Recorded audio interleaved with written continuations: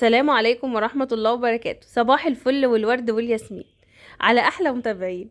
اللهم صل وسلم وبارك عليك يا حبيبي يا رسول الله. وحشتوني وحشتوني، معلش أنا اليومين دول غصب عني هقصر معاكم شوية. بس ده بس عشان الامتحانات، أسبوع الامتحانات هم برضو لهم حق عليا، فبرضو أنا مش عايزة أهملهم، وانتوا عارفين بالذات إن ولادنا في السن ده لازم بنكون واقفين معاهم، فغصب عني انا هحاول اخطف لكم فيديوهات برضو على قد ما اقدر. انا هنا ما كنتش في شقتي، انا يعني اختي كانت تعبانه شويه، فروحت انا وماما عشان اشوفها وعشان لو محتاجه حاجه. بصراحه لقيت شقتها زي الفل ونظيفه وجميله، ما فيهاش اي حاجه يعني. ابتدت شقتي انضف من شقتي، هي بسم الله ما شاء الله عليها. نظيفه جدا جدا جدا، يعني انا ما جيتش فيها حاجه خالص. المهم لقيتهم بقى ايه، قالوا نجهز الفطار، قلت لهم حاضر. المهم قمت جهزت لهم الفطار. طبعا انا جايه يعني خطف كده من ولادي، كانوا نايمين، هي بنتي كانت سهرانه شويه بتذاكر وكده ونامت بقى، فقلت خلاص صحيت الساعه 8، قلت برضه اروح اشوف اختي واقعد معاها ساعه كده وواجي. بس انا جيت على طول، يعني انا تقريبا انا رايحه لها الساعه 8 ونص، الساعه 10 بالكتير كنت في شقتي، وبعدين هي جنبي يعني مفيش حاجه بسيطه وببقى في شقتي. المهم طبعا قلنا بقى نجهز الفطار. خدوا بالكم لو لاحظتوا ان لون الانتريه بتاعها، القماشة هي القماشة، بس هو عندها اللون نبيتي، انا عندي اللون على زيتي شوي. فيعني هتلاقوا عندها حاجات كتير قوي شكل حاجتي، إن على طول بنشتري الحاجة مع بعض. هنا بقى ايه، قلت اعمل لهم اللبن، وعملنا فول وعملنا طعمية وعملنا بطاطس.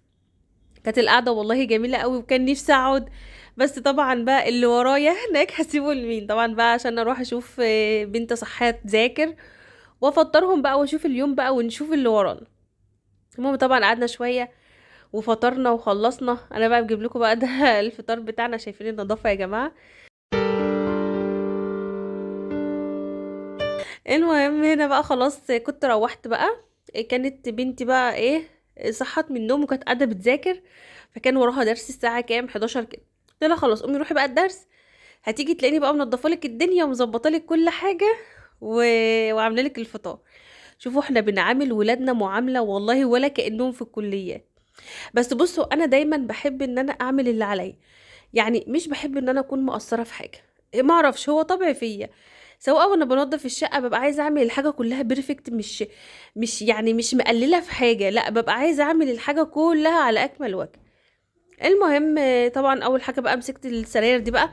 الشباك اصلا بصراحه جايب نسمه جميله، اصلا الجو النهارده كان حلو قوي قوي. المهم قلت بقى لا هنضف لها بقى الاوضه كده عشان تيجي تقعد تذاكر بنفس كده وتبقى نفسيا مرتاحه. مسكت بقى المراتب بتاعتي بصراحة قلبتها كده يعني تشم بقى الهوا الجميل، وفرشت الأوضة ونضفتها علشان أشوف بقى هفطرهم، يعني عايزة أفطرهم بقى فطار كده حلو. زي ما أنا فطرت، يعني أنا هفطر وأسيبهم؟ لا طبعا. بس والله العظيم أنا جيت برضو لقيتها صاحية وفتحة الشباك وقاعدة بتذاكر. أنا بس كنت كمان بالمرة يعني لفيت اشتريت لي بقى شوية طلبات. بصوا والله بجد يعني ظلم الحياة، بقت بجد ظلم صعبة جدا. يعني الفراخ، انا عمري في حياتي ما جبت الفراخ الاتنين كيلو دي، يعني استحالة ان انا كنت ادخلها شقتي. هو الكيلو ما يبقى ب60 جنيه، طب هتجيبي الفرخة ال3 كيلو اللي احنا متعودين نجيبها هنجيبها ب180 جنيه، يعني كتير. يعني الفراخ واللحمة كمان بقت اسعار بالمنظر ده، طب هي الناس هتاكل ايه؟ المهم بقى بصراحة يعني ربنا يكون في عنا، وربنا يتولانا في الأيام الصعبة اللي احنا فيها دي. وكمان احنا الحمد لله، ده في ناس يا جماعة كتر ألف خيرها، يعني هو ملوش لازمة الكلام.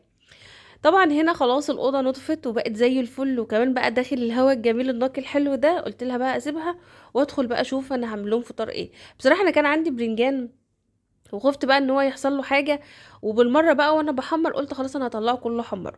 كمان انا كان نفسي قوي اجرب البرنجان الابيض ده مقلي. انا بصراحه ما عملتش قبل كده، يعني انا اول مره ان انا احمر البرنجان الابيض ده، ان احنا ناكله عادي كده. فانا حبيت يعني ان انا اجربه، يعني كتير شكر لي فيه. وقطعت بقى بطاطس، وكمان هحمر فلفله، وهاخد بقى الحاجه بتاعتي دي كلها. كانت شقتي كلها اتنضفت، مفيش ورايا اي حاجه خالص. قلت بدل بقى ما اقف احمر الحاجه دي كلها على البوتاجاز، لا انا هاخدها واطلع فوق على الشعله كده وانا قاعده في روقان احمر.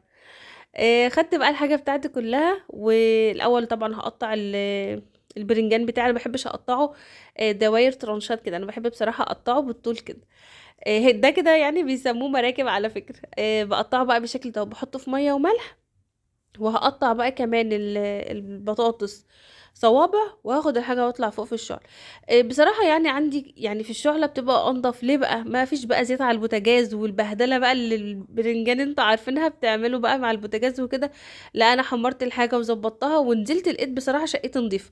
يعني كمان سبت وقت ليا عشان برضو اقعد معاها، لو هي محتاجه مثلا ان انا اذاكر لها اي حاجه، اعمل لها اي حاجه، يعني ايه، ابقى واقفه معاها. عايزه اقول لكم على حاجه. اوعي تستني ان حد يعمل لك حاجة. ما تفهموش كلامي غلط. معنى كلامي ايه؟ الناجح يا جماعة ما بيستناش حد يعمل له، او ده عمل لي او ده ما عمليش. الناجح بيتعب عشان يوصل. دايما بقولها لولادي: لو ما تعبتيش مش هتعرفي توصلي. اصل هو لكل مجتهد نصيب. في اي حاجة، في شغلك، في تربيتك مع اولادك، في حياتك العملية او حياتك في اي مجال. ان ما تعبتيش وفي تربية ولادك، لو انت ما تعبتيش معاهم وركزتي بيعملوا ايه وما بيعملوش ايه، وفي مذاكرتهم، مش هتوصلي لحاجة. ما عادش زي زمان. انا دايما كنت اقول لهم ان احنا زمان ما كانش حد بيقول لنا ذاكروا، احنا كنا بنبقى عارفين مصلحتنا وعارفين اللي ورانا، نيجي من مدرستنا نذاكر. لكن دلوقتي ان انت ما مشيتيش بقى ورا ابنك وبنتك وذاكر وكده، مش هيذاكروا، والله ما هيذاكروا. فلازم نتعب علشان نلاقي. مفيش حاجة بالراحة. إيه لما تلاقي حد ناجح قدامك او حد واصل لمكانة انت مبهورة بيها، إيه ده ما بيبقاش على فكرة بالساهل. يعني ما بيبقاش الوصول ده إيه حاجة سهلة. لا طبعا بيبقى طبعا اتبهدل وتعب جدا على ما وصل للمكانة دي. المهم بقى هنا خلاص، انا هنا بقى ايه هحمر بقى البرنجان بتاعي والبطاطس كمان، وهاخد بقى حاجتي وانزل تحت. جبت لهم بقى وانا جايه، كنت جبت بصراحه فول، مسكت بقى حطيته بقى كده سخنه، وقلت اعمل لهم كمان بانيه. هما بقى كده خلاص جم بقى عشان نفطر. يا رب الفيديو بتاعي النهارده يكون عجبكم. لو عجبكم ما تنسينيش بالاشتراك واللايك طبعا. يا رب ربنا يوفق جميع الطلبه اليومين دول كلهم امتحانات. بحبكم في الله، في رعاية الله، مع السلامة.